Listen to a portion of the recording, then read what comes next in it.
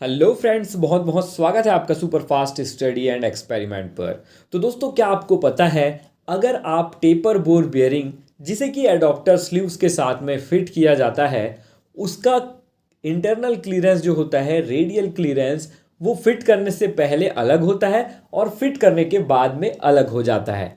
यानी कि फिट करने के बाद में क्या होता है, उसका रेडियल क्लीयरेंस जो होता है वो कम हो जाता है।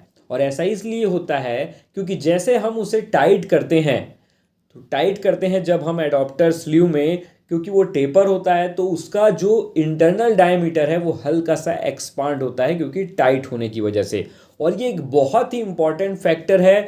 प्रॉपरली टाइट करना आपके टेपर बोर बेयरिंग्स को बहुत ही ज़रूरी है। तो कितना टाइट हमें करना चाहिए, बहुत सारे लोग इसे परसेंटेज में बात करते हैं कि कितना परसेंट बेयरिंग को टाइट करें। तो देखिए, परसेंटेज आपको निकालना है तो आप निकाल सकते हैं, लेकिन एक्चुअल थ्योरेटिकल जो वैल्यू होती है वो मैं आपको इसमें बताने वाला हूँ इस वीडियो में। तो उसके लिए क्या होता है, चार्ट होता है बेयरिंग का इंटरनल क्लियरेंस का आफ्टर फिटिंग का, है ना, कि मिनिमम उसमें रिडक्शन कितना होगा और दूसरा रिडक्शन होने के बाद में मिनिमम कितना क्लियरेंस होना चाहिए। ये सब आपको मैं दिखाऊंगा। तो सबसे पहले आपको क्या करना है, जो भी आपका टेपर बोर बेयरिंग है, मान लीजिए कोई सा भी बेयरिंग है, आपके बेयरिंग का बोर है, सपोज एक एग्जांपल लेता हूँ 80 mm है ना। तो जो 80 mm वाला आपका बोर है बेयरिंग का, उसका इंटरनल क्लीयरेंस आप पहले चेक करेंगे, है ना। तो आप फिलर गेज के थ्रू आप उसे चेक कर सकते हैं प्रैक्टिकली। और देखिए, अगर आप उसे चेक नहीं भी कर रहे हैं तो आपको चार्ट मिल जाता है नेट से, आप डायरेक्ट डाउनलोड कर सकते हैं चार्ट।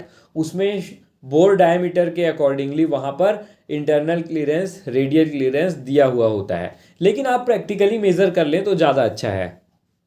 मेज़र करने के लिए बहुत ही सिंपल मेथड है। आप देख सकते हैं, बेयरिंग को आपको इस तरह से वर्टिकली खड़े कर देना है और उसके बाद में जो ऊपर का जो सरफेस है वहाँ पर फिलर गेज आप इंसर्ट करके उसे मेज़र कर सकते हैं। अगर आपको इसके ऊपर डिटेल वीडियो देखना है तो आप ऊपर आई बटन पर क्लिक करके देख सकते हैं। वहाँ पर मैंने बहुत ही प्रैक्टिकल और आसान तरीके से बताया है कि आप कैसे फिलर गेज के थ्रू बेयरिंग का इंटरनल क्लीयरेंस मेज़र कर सकते हैं, रेडियल क्लीयरेंस। बेटर आपको अच्छे से समझ में आए इसलिए देखिए, ये चार्ट है, नेट से आप आसानी से डाउनलोड कर सकते हैं या फिर इसका स्क्रीनशॉट ले लें। तो ये चार्ट है कि साफ्ट बोर डायमीटर के अकॉर्डिंगली आपका जो बेयरिंग है उसका radial clearance, internal radial clearance कितना रहता है। तो देखिए, सबसे ज़्यादा C3 टाइप के बेयरिंग्स को हम यूज़ करते हैं। तो यहाँ पर C3 टाइप का बेयरिंग्स का अगर हम क्लीयरेंस देखते हैं, 80 mm बोर का है हमारा बेयरिंग मान लेते हैं, और हमारा क्लीयरेंस ज़्यादातर C3 टाइप यूज़ किया जाता है।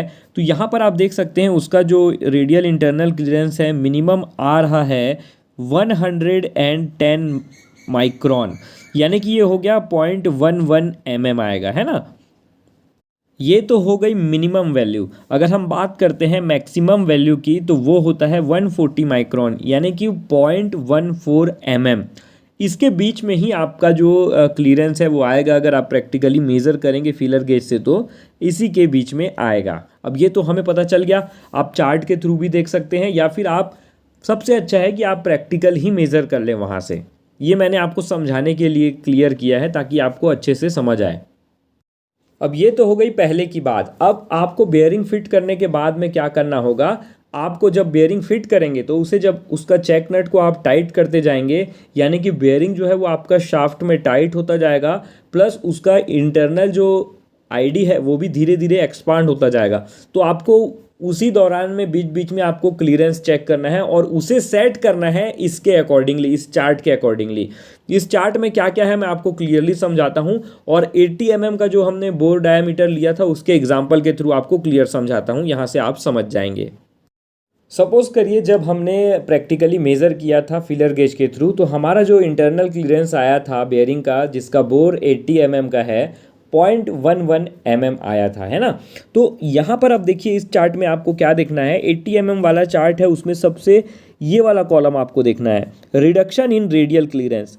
यहाँ पर मिनिमम और मैक्सिमम वैल्यू दी हुई है। तो 80 mm के सामने हम देखेंगे तो मिनिमम आपका बेयरिंग का जो क्लीयरेंस है वो कितना रेड्यूस होना चाहिए, यानी कि कम होना चाहिए, 0.045 mm से लेकर 0.055 mm तक रेड्यूस होना चाहिए, है ना।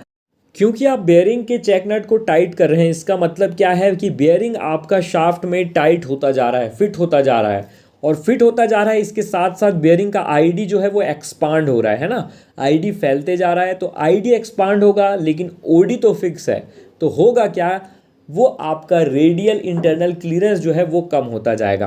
पहले कितना था, 0.11 mm।